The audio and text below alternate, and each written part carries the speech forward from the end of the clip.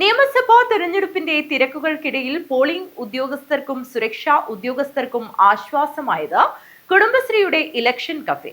കാസർഗോഡ് ജില്ലയിലെ 1146 പോളിംഗ് ബൂത്തുകളിലും collection distribution സെന്ററുകളിലുമായി Kudumbashree ജില്ലാ മിഷൻ നടത്തിയ ഭക്ഷണ വിതരണത്തിലൂടെ 20,69,412 രൂപയുടെ വിറ്റുവരവാണ് നേടിയത്. തിരഞ്ഞെടുപ്പ് തീയതി പ്രഖ്യാപിച്ചതിന് പിന്നാലെ തന്നെ വിപുലമായ ഒരുക്കങ്ങളാണ് കുടുംബശ്രീ ജില്ലാ മിഷന്റെ നേതൃത്വത്തിൽ ആരംഭിച്ചിരുന്നത്. ജില്ലയിലുടനീളമുള്ള 324 കഫേ യൂണിറ്റുകളെയാണ് ഭക്ഷണ വിതരണത്തിനായി സജ്ജമാക്കിയത്.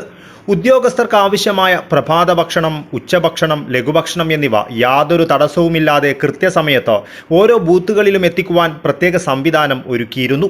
തെരഞ്ഞെടുപ്പ് കമ്മീഷന്റെ നിർദ്ദേശപ്രകാരം പൂർണ്ണമായും ഹരിതചട്ടം പാലിച്ചുകൊണ്ടായിരുന്നു കുടുംബശ്രീയുടെ പ്രവർത്തനം.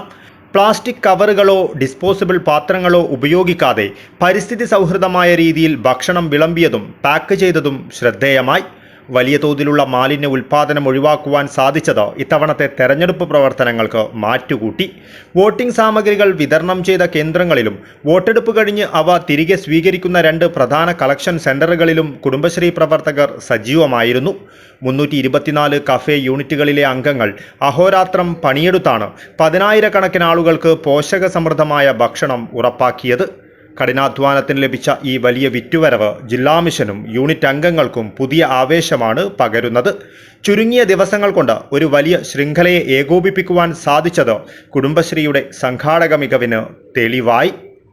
News bureau, Kasaragod.